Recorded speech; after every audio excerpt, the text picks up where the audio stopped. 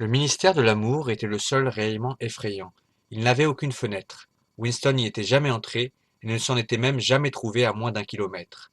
C'était un endroit où il était impossible de pénétrer, sauf pour affaires officielles, et on n'y arrivait qu'à travers un labyrinthe de barbelés enchevêtrés, de portes d'acier, de nids de mitrailleuses dissimulés. Même les rues qui menaient aux barrières extérieures étaient parcourues par des gardes en uniforme noir, à face de gorille, armés de matraques articulées. Winston fit brusquement demi-tour. Il avait fixé sur ses traits l'expression de tranquille optimisme qu'il était prudent de montrer quand on était en face du téléécran.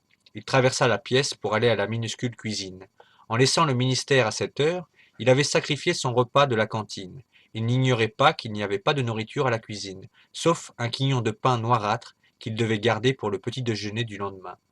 Il prit sur l'étagère une bouteille d'un liquide incolore, qui portait une étiquette blanche où s'inscrivaient clairement les mots Gin de la Victoire. Le liquide répandait une odeur huileuse, écœurante, comme celle de l'eau-de-vie de riz des Chinois.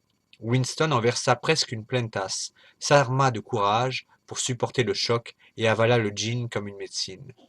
Instantanément, son visage devint écarlate, et des larmes lui sortirent des yeux. Le breuvage était comme de l'acide nitrique, et, de plus, on avait, en l'avalant, la sensation d'être frappé à la nuque par une trique de caoutchouc.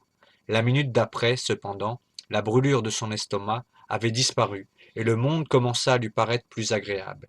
Il prit une cigarette dans un paquet froissé, marqué Cigarette de la Victoire, et imprudemment la tint verticalement, ce qui fit tomber le tabac sur le parquet. Il fut plus heureux avec la cigarette suivante.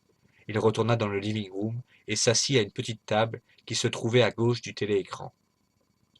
Il sortit du tiroir un porte-plume, un flacon d'encre, un in-quarto épais et vierge au dos rouge et à la couverture marbrée. Le téléécran du living-room était pour une raison quelconque placé à un endroit inhabituel.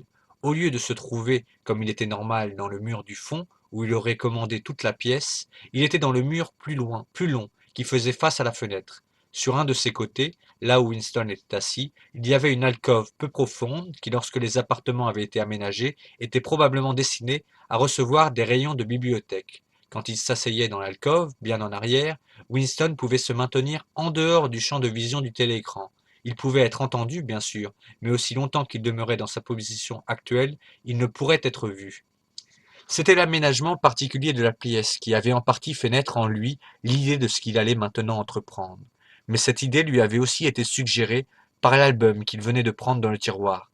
C'était un livre spécialement beau, son papier crémeux et lisse, un peu jauni par le temps, était d'une qualité qui n'était plus fabriquée depuis 40 ans au moins. Winston estimait cependant que le livre était beaucoup plus vieux que cela. Il l'avait vu traîner à la vitrine d'un bric-à-brac moisissant, dans un sordide quartier de la ville, lequel exactement il ne s'en souvenait pas, et avait immédiatement été saisi du désir irrésistible de le posséder.